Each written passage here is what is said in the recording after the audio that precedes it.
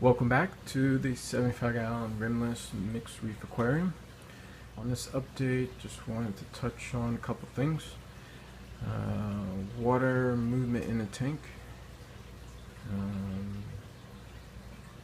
dosing schedule, did a modification there, and nano bubbles in the display tank. Okay, so water movement in the display tank.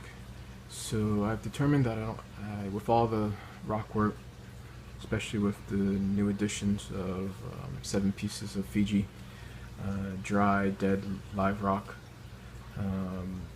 along with the flow issues, I need to add a little bit more water movement across the front of the display tank, and that is evident by the diatom on the sand bed. So what I've been doing is in the mornings I will stir the sand bed, and then within an hour or so, or once I return back home,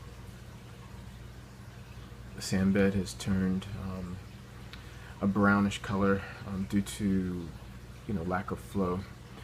So look forward to adding a new pump and doing an unboxing and review of all the pumps that are in the tank. And the bird's nest, that one is glued in. I've been I guess holding off plucking it out of the tank, but it looks like I'll be doing that probably by the next upload of the video. And I'm pleased to report the torch is doing much better. It's opening much fuller. You can still see that the middle head is still not quite as open as the 2 side heads. That's just evident by the extension and how there's a little bit of a like a gap in the middle there. What else? Nano bubbles in the display tank. I have one of my wave boxes that I need to reset the programming on, and it's causing some micro or nano bubbles. And I've also tried running an air stone at night to see, and my initial thoughts on that is yes, but. So yes, I've seen some positive impact on the tank, but it does irritate, or does seem to irritate, my bubble corals, both of them. So both the green and I guess I guess that's pinkish, purplish bubble coral. They haven't fully opened. Everything else is fine. I'm not sure if that's the reason the leather coral hasn't opened. Let me zoom in and do a close-up of that coral. Okay, so here, right here at the bottom left-hand corner is the leather coral, and it hasn't opened, and you should be able to see some of the micro bubbles floating around the tank, or I guess nano bubbles, not sure. And then you can also see underneath here, next to the sun coral, there's bubbles. And then as far as the impact on the algae, the red slime or cyanobacteria, whichever it is,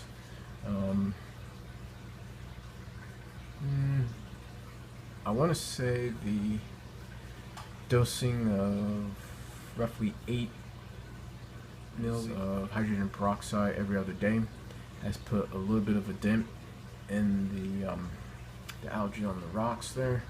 I can't say that the nano bubbles has played a major role in that. What else? Let's see here, the hammer corals are doing well. Let's take a closer look at those. So here we are, closer shot of the this is 3 of the 4 hammer corals that I have in the tank.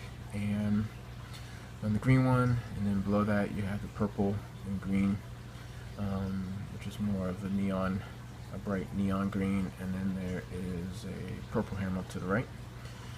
So the purple hammer to the right has been doing a job on the Posizania over here, and the yellow polyps haven't jumped onto that rock yet, but hammer coral not really impacted by the nanobubble. I will show you how the substrate has brown diatoms on it, so we'll take a closer look at that. So here you are, you can see right over in this area brown diatoms, and then a closer look at the leather coral. It's been closed up for about maybe 2.5 days, maybe 3 days. So I don't know if it's just going through a cycle or if it's being agitated. The other leather corals, I have 3 leathers. So the other 2 leathers are opening just fine. It's this one that hasn't opened, and then the bubble corals seem to be a little bit agitated, the micro bubbles in the tank. So what I will be doing is adding some new flow, and then I need to adjust that wave box so that it will stop adding these micro bubbles to the tank. So yeah, still have some green algae there in the back. Let's go in a little bit closer to that one.